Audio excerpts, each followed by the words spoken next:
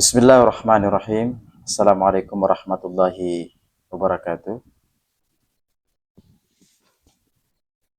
Alhamdulillahi rabbil alamin. Wassalatu wassalamu ala nabiyhi as-sadiqil amin. Nabiyina Muhammadin wa ala alihi wa sahbihi ajma'in wa ba'd. Para pendengar yang dirahmati dan dimuliakan oleh Allah Subhanahu wa taala, kembali kita melanjutkan pelajaran kitab ini, yaitu kitab Aqidah Tauhid yang dikarang oleh Asy-Syaikh Al-Ma'ali Ad-Doktor Shalih bin Fauzan bin Abdullahi Al-Fauzan hafizullah ta'ala. Ya. Kalau kemarin kita sudah menjelaskan tentang mukadimah kitab ini, sekarang kita masuk pada isi dari kitab ini, yaitu dari bab per bab. Ini adalah penjelasan tentang al-babul awal. Bab pertama yaitu madkhalu lidirasatil aqidati, yaitu penjelasan tentang pelajaran tauhid atau pelajaran akidah. Yatakawwanu minal fusuli at-taliyah, yang terdiri dari beberapa fasal. Al-fasul awal, fasal pertama yaitu adalah ma'an akidah itu sendiri. Kemudian penjelasan tentang pentingnya akidah. Kemudian bi'atibariha asasan, ya, sebagai ungkapan-ungkapan pada kalimat akidah merupakan pondasi yang dimana yaqumu alaihi bina'uddin, yang agama itu dibangun di atasnya. Dalam kitab ini juga ada penjelasan pasal yang kedua, yaitu tentang masadirul aqidatis sahihah, yaitu sumber-sumber akidah yang benar. Kemudian wa manhajus salaf min talaqqihi, itu diantaranya adalah manhaj salaf atau prinsip para salaf itu di dalam mengambil sumber akidah.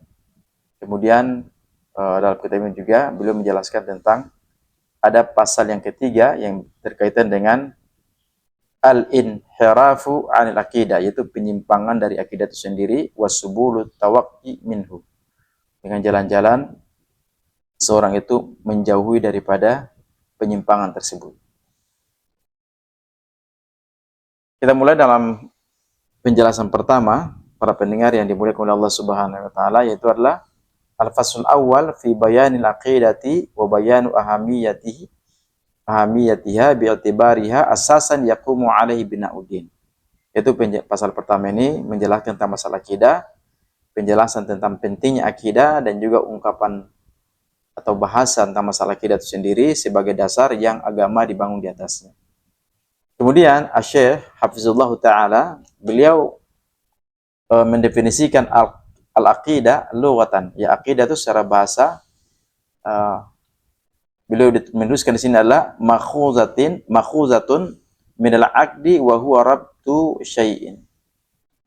Makhuzatun minal aqdi wa huwa rabtu syai'i, yaitu adalah diambil dari kalimat aqdu, ya, minal aqdi, yaitu ikatan, yaitu tali. Contoh, beliau memberikan contoh di sini adalah akidah secara bahasa itu diambil dari kalimat aqdu, ikatan.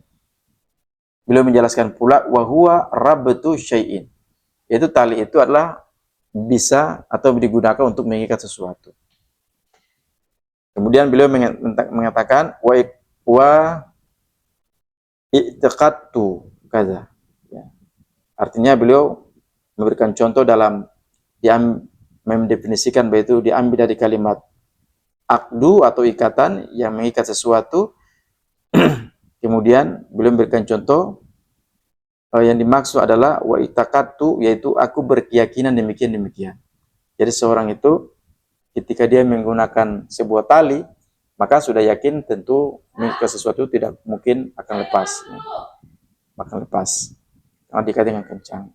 Begitu pula dengan menurut beliau, yaitu adalah wa itaqattu, aku berkeyakinan demikian. Waqattu alaihi qalba wad dhamirah. Kalau beliau memberikan contoh juga, aku mengikat hati dan batin terhadap sesuatu. Wal aqidah atau sebuah keyakinan, ma yadinu bihil insan. Akidah itu yang dimana manusia itu beragama dengannya. ke manusia beragama dengannya. Kalau kita beragama tanpa mungkin menurut beliau, kalau kita beragama tanpa memiliki ikatan tertentu, maka agama kita bisa rapuh, ya, bisa tidak punya komitmen, bisa berubah-ubah, ya, sama yang terjadi hingga hari ini. Kenapa kita melihat bahwa ada orang yang rajin sholat, rajin puasa, kok bisa dia keluar daripada Islam atau dia bisa murtad, meninggalkan agamanya? Ya karena dia tidak memiliki akidah yang kuat. Ya seperti itu kira-kira yang beliau berikan gambaran. Kemudian penulis mengatakan yuqal lahu aqidatun hasanatun. Jadi kalau orang memiliki sebuah keyakinan yang kuat, yang dia beragama di atasnya, maka dia memiliki akidah yang bagus. Keyakinan yang bagus, ai salimatun minasyakki. Itu artinya akidah dia itu bagus, kemudian dia akidahnya itu dia selamat dari bentuk keraguan. Jadi akidahnya itu keyakinannya tidak ragu. Sudah kokoh, ya. Wal aqidatu amalun qalbi. Kata beliau, akidah itu, keyakinan itu adalah amalan hati, ya. Jadi akidah itu memang tidak bisa kita memegang, tapi hanya amalan hati yang bisa dipegang, ya. Tidak bisa nampak, ya. Tidak bisa nampak seperti benda sesuatu, seperti misalkan baju, ya. Kita bisa nampak, tapi akidah itu sesuatu amalan hati yang memang seseorang itu dia akan merasakan ketenangan dia dengan hambanya saja. Wahia imanul qalbi bi syai'in wa tasdiquhu bihi. Kalau seorang itu dia memiliki ikatan kuat, akidahnya bagus, tidak ada keraguan, dan juga akidahnya itu merupakan amalan hati, maka dia meyakini hatinya itu terhadap sesuatu dan dia membenarkan tentang sesuatu yang ada di hatinya. Itu secara bahasa yang penulis Hafizullah mendefinisikan dalam kitabnya.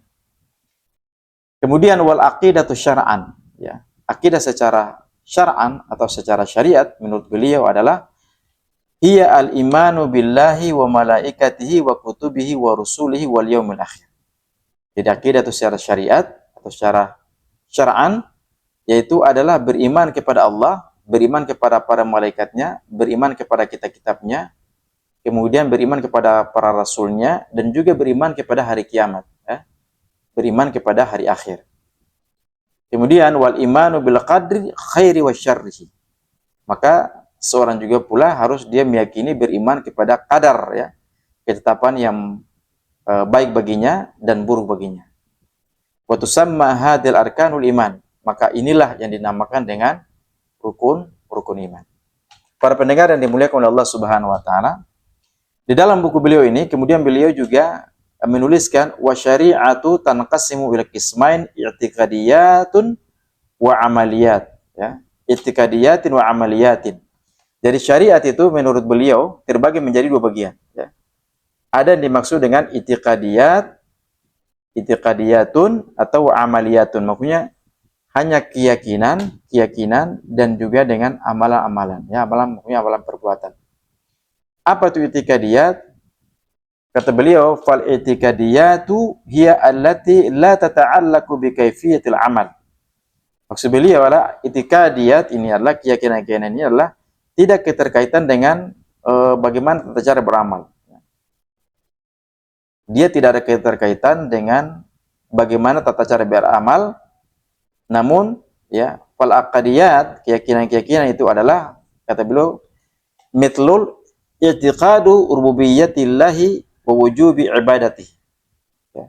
Beliau berikan contoh sini adalah i'tiqad, yaitu adalah keyakinan terhadap rububiyah Allah Subhanahu wa taala. Rububiyah ini adalah kemahakuasaan Allah. Allah bertindak berhak, ya. Allah layak dipuji. Allah menciptakan segala sesuatu, ya. Menciptakan dunia, menciptakan langit adalah at-tauhid rububiyah wa wujubi ibadatihi. Lalu setelah itu wajibnya seorang hamba itu beribadah kepada Allah Subhanahu wa taala. Dia yakin bahwasanya Allah Subhanahu wa taala menciptakan segala sesuatu, lalu dia yakin itu dan dia wajib beribadah kepada Allah Subhanahu wa taala. Wa i'tiqadu baqiyati arkanil iman.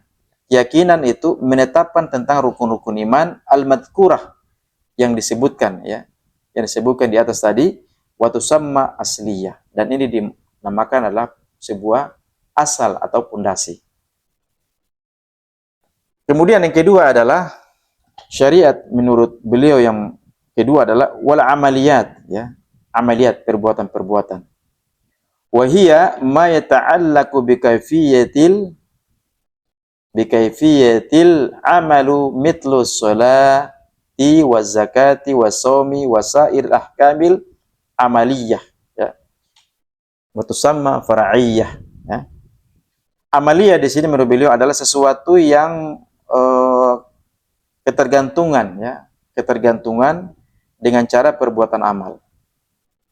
Contoh kata beliau adalah seperti sholat, kemudian zakat, puasa, dan juga diantara seputaran hukum amaliyah itu sendiri. Dan ini dinamakan dengan far'iyah atau cabang. Li'annaha, karena perbuatan amaliyah ini adalah tabni ala tilka sihhatan wa fasadan. Amaliyah ini dibangun di atas baik sesuatu yang sah atau sesuatu yang berbentuk kerusakan. Para pendengar yang dimuliakan oleh Allah Subhanahu wa taala, fal aqidatu sahihatu hiya al asasu alladhi yakumu alaihi dinu wa tasuhu ma'ahu hul a'mal. Kata beliau, fal aqidah, maka akidah yang benar itu adalah sebuah pondasi yang agama itu dibangun di atasnya dan amalan-amalan itu benar bersama perbuatan tersebut, perbuatan agama. Kata beliau, fal aqidatu as-sahihatu hiyal asasu alladzi yaqumu alaihi ad-dinu wa tasuhu ma'ahul a'mal. Akidah itu, akidah yang benar adalah pondasi atau dasar yang agama dibangun di atasnya dan perbuatan atau amalan-amalan itu benar bersama agama tersebut. Lalu beliau mengutip tentang surah Al-Quran merupakan dalil. Itu Al-Quran, boleh mengutip di sini adalah surah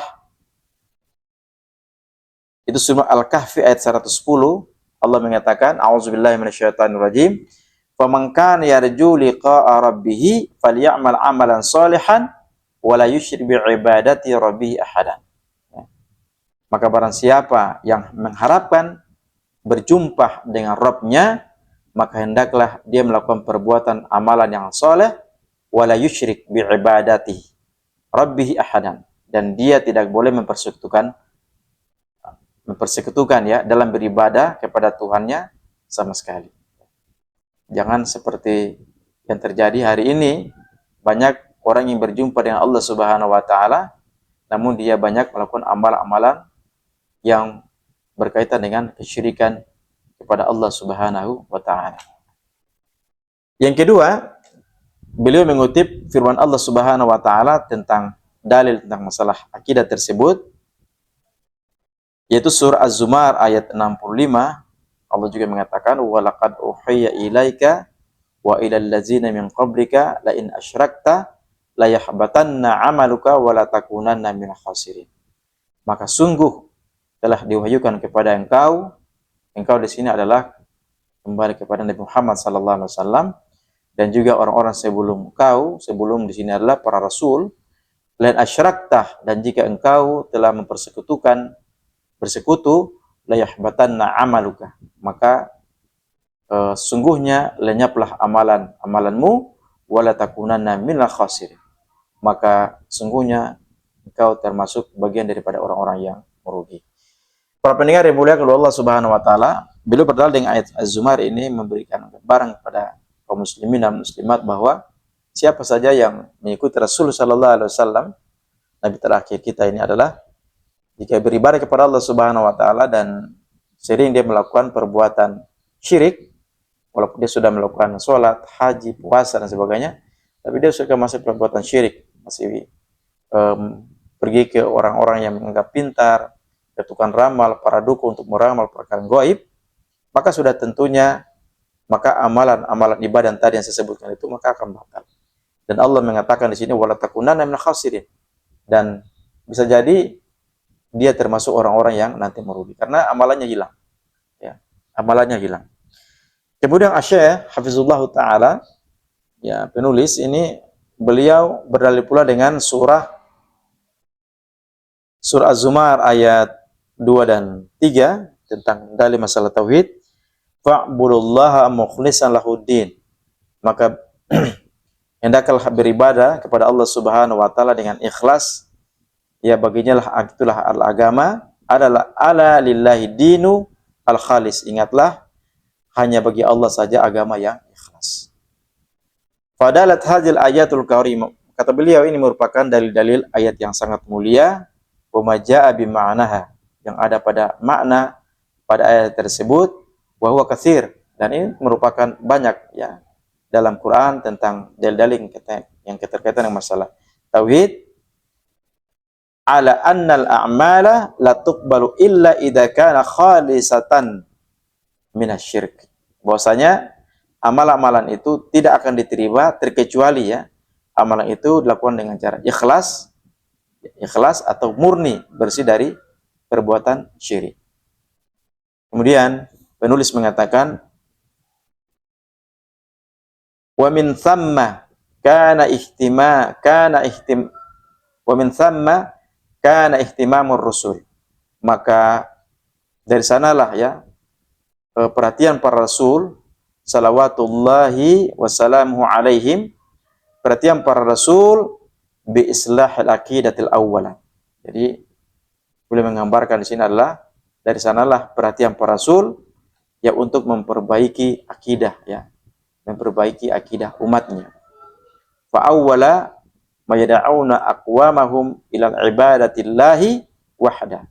Lalu mereka mengajak kaumnya itu beribadah kepada Allah Subhanahu wa taala satu-satunya, wa tarki ibadati ma siwa, dan meninggalkan ya beribadah selain daripada Allah Subhanahu wa taala, sebagaimana Allah Subhanahu wa taala berfirman, wa laqad ba'atna fi kulli ummatin rasulan an i'budullaha wajtanibut taghut, dan sungguh telah kami utus ya di setiap umat itu seorang rasul agar supaya mereka beribadah kepada Allah dan menjauhi taghut. Taghut ini sesuatu yang dilebih-lebihkan, jadi agung-agungkan. Kemudian kata beliau menjelaskan dalam kitab ini, wa kullu rasulin yaqulu awwala ma yukhatibu qaumahu. Bahkan setiap rasul itu berkata yang pertama itu yang para rasul sambil berkhutbah kepada kaumnya ya dengan ayat a'budullaha ma lakum min ilahin ghairuhu. Wahai kaumku, hendaklah kalian beribadah kepada Allah Subhanahu wa taala, malakum. Ya, ingatan malakum. Tidak ada bagi kalian lagi min ilahin ya, tuhan-tuhan yang lain selain daripada Dia, Allah Subhanahu wa taala. Para pendengar yang dimuliakan oleh Allah Subhanahu wa taala, ini merupakan ayat-ayat yang beliau cantumkan di sini, di mana para rasul ya dimulai dari zaman Nabi Adam ya sampai dengan Nabi kita terakhir ini para nabi dan rasul itu mengajak kaumnya agar saja mereka itu beribadah menyembah kepada Allah sesatunya. Dan beliau mengatakan kata Allah mengatakan malakum, ingat tidak ada bagi kalian lagi tuhan yang lain selain daripada Allah Subhanahu wa taala. Maka Nabi Nuh, Nabi Hud, Nabi Saleh, Nabi Syuaib dan seluruh para nabi itu mereka mendakwai kaumnya dengan ayat ini. Oleh karena itu penulis mengatakan wa qad baqa an-nabiyyu sallallahu alaihi wasallam fi Makkah ba'dal bi'tsati 13 amman. Bahwasanya Rasulullah sallallahu alaihi wasallam menetap di Makkah itu setelah masa kenabian beliau itu selama 13 tahun. Di mana beliau mengajak kepada manusia, mengajak pada kaumnya, orang-orang Quraisy pada waktu di Makkah untuk bertauhid, untuk mentauhidkan hanya sesatunya Allah saja yang disembah. Wa islahul aqidah. Selama 13 tahun itu beliau hanya memperbaiki akidah umat ya. Akidah umat li'anna al-asas alladhi yakumu alaihi bina'udin. Karena beliau tahu bahwa Rasulullah sallallahu alaihi wasallam tahu itu adalah akidah itu adalah sebuah pondasi ya, yang agama itu dibangun di atasnya. Ya saya ulangi seperti contoh yang saya sebutkan tadi di awal materi yang saya sampaikan tadi, bahwa kita melihat hari ini banyak kaum muslimin ya, dan muslimat, rajin sholat, ya. Ada sudah pergi umroh, ya. Tapi pulang itu mereka tidak menjalankan syariat dengan cara yang bagus. Akidah mereka masih goyah. Rajin sholat tapi masih percaya kepada Tuhan-Tuhan yang lain. Artinya, dia masih meyakini tentang ada orang-orang pintar yang bisa mengetahui perkara gaib, sama dengan dia mengetahui bahwa ada Tuhan yang lain selain daripada Allah Subhanahu wa taala. Maka oleh karena itu, ayat yang para rasul sila menyampaikan kepada kaumnya itu, a'budullaha malakum min ilahin ghairuhu. Beribadah kepada Allah, tidak ada bagi kalian lain Tuhan yang lain selain daripada Allah. Maka hari ini kalau kita masih melakukan hal kesyirikan kepada Allah, maka perlu kita tinggalkan. Para pendengar yang dimuliakan oleh Allah Subhanahu wa taala, kemudian penulis mengatakan wa qad ihtaza ad-du'atu wal muslihun, ya, fi kulli zaman hadzul anbiya wal mursalin. Maka sungguhnya para duat dan juga orang-orang soleh, ya, sungguhnya mengikuti di setiap zaman itu adalah mengikuti para nabi dan para rasul. Fakanu yabda'una bid-da'wah, ya. Bahwasanya dahulu tuh mereka mulai dengan dakwah menuju tauhid dan juga memperbaiki akidah. Setelah kaumnya pada waktu itu, ya, kaumnya dan kita sekarang ini, jika akidah kita sudah bagus, sudah diperbaiki, sudah lurus seperti itu, tsumma yatajahawna ba'da dzalik ilal amri, ya. Kemudian para rasul itu mengarahkan umatnya itu adalah untuk melaksanakan perkara-perkara agama yang ditetapkan dalam urusan-urusan agama. Para pendengar yang dimuliakan oleh Allah Subhanahu wa taala, inilah pelajaran yang bisa saya sampaikan pada pagi hari yang berbahagia ini dalam kitab Tauhid yang dikarang oleh Syekh Dr. Saleh Al-Fauzan bin Abdullah Al-Fauzan hafizullah taala. Mudah-mudahan kitab ini sangat memberikan inspirasi bagi kita untuk senantiasa membersihkan akidah dan tauhid kita,